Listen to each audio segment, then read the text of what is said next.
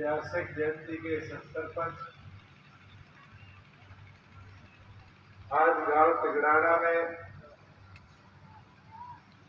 वीर शिरोमणि महाराणा प्रताप को नमन करने यहाँ पर मौजूद राजस्थान के पूर्व चेयरमैन देवी सिंह जी शेखावत, पूर्व विधायक शशि परमार जी, भिवाड़ी जिला के हमारे अध्यक्ष जोगिंदर बागनवाड़ा जी, हमारे प्रदेश संगठन सचिव विजय घोषड़ा जी, आज आपके इस कार्यक्रम के आयोजकों में से एक भाई अजीत जी, मनोज तंवर जी, पूर्व सरपंच जगदीश धनाना जी, डॉक्टर सुरेंद्र सरपंच तिगड़ाना, मंच का संचालन करने वाले भाई दीपा जी, युगवीर जी, बहुत ही आदरणीय ठाकुर लाल सिंह जी, प्रोफेसर करण सिंह जी, सुरेंद्र परवान जी, वाणी प्रताप जी, कप्तान सुरेश जी, भाई जितेंद्र शर्मा जी, बलराज जी, तमाम मंच पर बैठे गणमान्य व्यक्तिगण और यहाँ पर पहुंचे मेरे बुजुर्गों, मेरी माताएं, बहनें, युवा साथी, क्या हम महाराणा प्रताप की बात करते हैं? मुझे लगता है मेरे से पहले वक्ताओं ने अपने भाषण में बड़ा अच्छा उल्लेख उनकी उस क्रांति की लड़ाई के बारे में करने का काम किया कि कैसे उस वीर योद्धा ने पेड़ की छाया को अपना किला माना, झाड़ फूस को अपना बिस्तर माना और पत्ते घास खाकर अपना भोजन समझकर उस क्रांति को अंतिम सांस तक आगे ले जाने का काम किया। बुजुर्ग युवा साथियों, उस इतिहास में हमने चेतक के बारे में सुना है, पर एक चीज और थी, 200 किलो से ऊपर की अपने शरीर पर अपना सुरक्षा कवच पहन करके उस व्यक्ति ने, उस महान पुरुष ने, उस महान आत्मा ने कभी रुकने का काम नहीं किया और उस क्रांति को एक ऐसा मोड़ दिया कि मुगलों को कभी राजस्थान का मेवाड़ क्रॉस करने की। बुजुर्ग युवा साथियों, इन महान पुरुषों को हम यूं ही हर वर्ष याद करते रहे, इनके जीवन से प्रेरणा लेते रहे और नई पीढ़ी को यूं ही आगे ले जाते रहे। मुझे बड़ा अच्छा लगा, सरपंच ने, सुरेंद्र ने मांग रखी कि हमारे गांव में डिजिटल लाइब्रेरी बनाई जाए। मैंने एक मुहिम 2 साल पहले शुरू करी थी कि गांव के अंदर लाइब्रेरी बनाई जाए कि लोगों को किताबों के लिए, कॉम्पिटिटिव एग्जाम के लिए शहरों में न जाना पड़े। और धीरे धीरे वो मुहिम इतनी सफल हुई कि आज 950 गांव हरियाणा में है जहां डिजिटल लाइब्रेरी निर्माणाधीन है और हमारा टारगेट है कि अगले साल के अंत तक सारे 6700 गांव के अंदर एक डिजिटल लाइब्रेरी का मॉडल हरियाणा प्रदेश में हम बनाएंगे, जो गांव के युवा को पुरतोड़ शिक्षा का एक अवसर दे पाएगा। भाई दूसरी ओर मुझे पिछले दिनों करनाल जाने का मौका मिला, राजस्थान में नागौर जिले में वीर तेजा जी की पावन धरा और गांव वालों ने कहा कि आप मंदिर का निर्माण तो करा रहे हैं, हमारे यहाँ लाइब्रेरी की शुरुआत भी करा दो, बच्चे नौकरी लग जाएंगे। तो वहां हमने एक मूवी शुरू करी, वहां एक मुहिम शुरू करी कि जहां देवालय वहां पुस्तकालय, कि हमारे महापुरुष देवी देवता जहां बसते हैं वहां क्यों ना पुस्तकालय बनाया जाए। और मैं तो आपके गांव की कमेटी को कहता हूं कि कमरे इतने बने हुए, कहीं और जाने की जरूरत क्या है। 2 कमरे इनमें से मेरे को सौंप दो, उनमें एसी भी लगवाऊंगा, सोलर भी लगवाऊंगा, किताबें भी पहुंचाऊंगा। ऐसी डिजिटल लाइब्रेरी इस पावन धरा पर, जहां एक देवता या एक महापुरुष नहीं, मैं आया तो मेरे को आते ही बताया कि बाबा पासाराम की ये पावन धरा है, बाबा लटाधारी की ये पावन धरा है। और साथ में फिर शनि महाराज भी बैठे हैं और महाराणा प्रताप भी यहां हमने स्थापित किए हुए।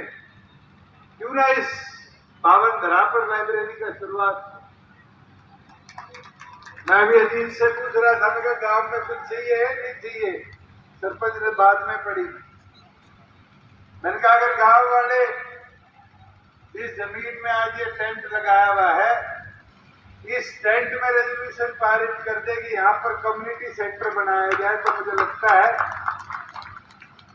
कि एक ऐसी स्थापना यहाँ हो जाएगी कि आने वाले 100 सालों में भी कोई भी व्यक्ति, किसी के घर में कोई फंक्शन होगा, कोई और होगा, तो इस पावन धरा पर आकर उस कम्युनिटी सेंटर में जब घुसेगा तो महाराणा प्रताप को नमन करता हुआ इस प्रांगण के अंदर आने का काम किया। एक बात और इन्हें रखी कि भिवाड़ी जिले में कोई हमारे समाज का छात्रावास नहीं। वैसे तो ठाकर बाबू की धरती है, कैसे कमी रहेगी ये मैं भी हैरान हूं। मगर तुरंत अगर आपकी कोई संस्था रजिस्टर्ड है, तुरंत अगर उसका रेजोल्यूशन करा के दोगे तो हुडा सेक्टर में हमारे पास इंस्टीट्यूशनल साइट है, 1000 गज का 1000 स्क्वायर मीटर का प्लॉट सरकार से आपको वहां मुहैया कराकर, जहां महाराणा प्रताप के नाम से छात्रावास आप सब समाज के लोग मिलकर बनाने का काम,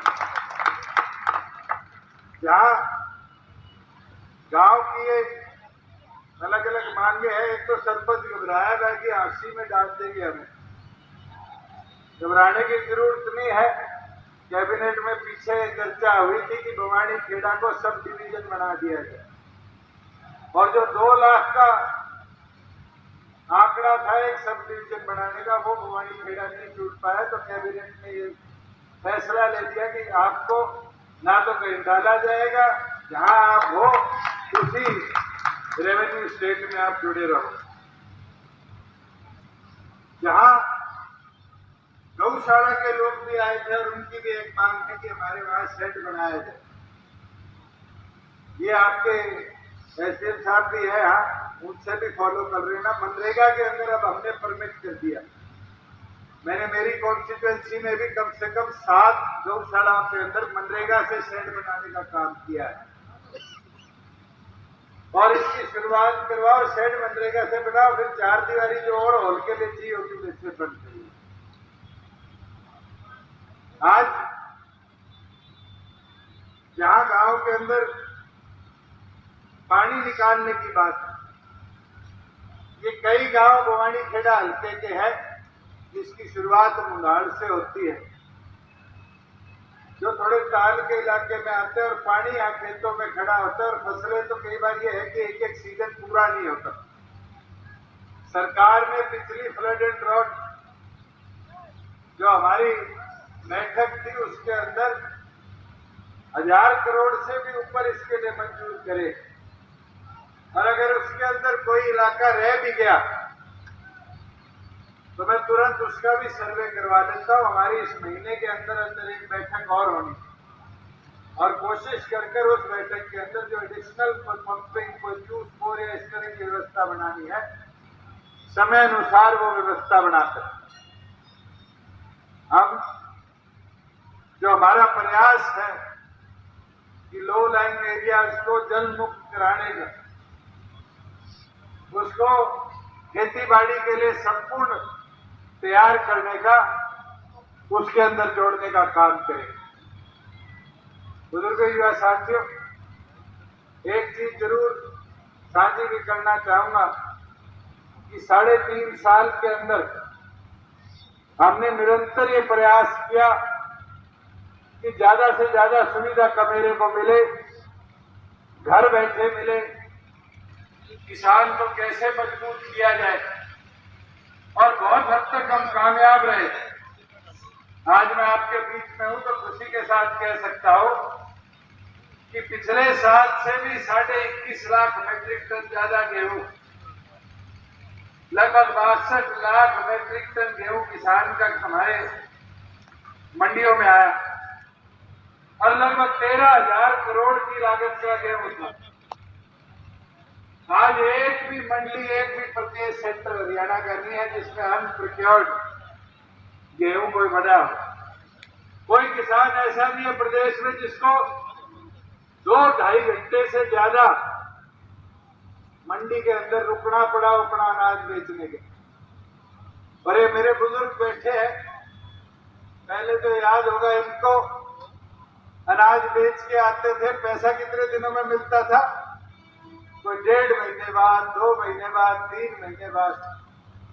देवी सिंह जी, हमारी प्रदेश का रिकॉर्ड बन गया इस बार कि किसान का अनाज भंडारण में पहुंचा 48 घंटे से पहले 13,000 करोड़ रुपए अपने हमारे प्रदेश के किसानों ने दिए।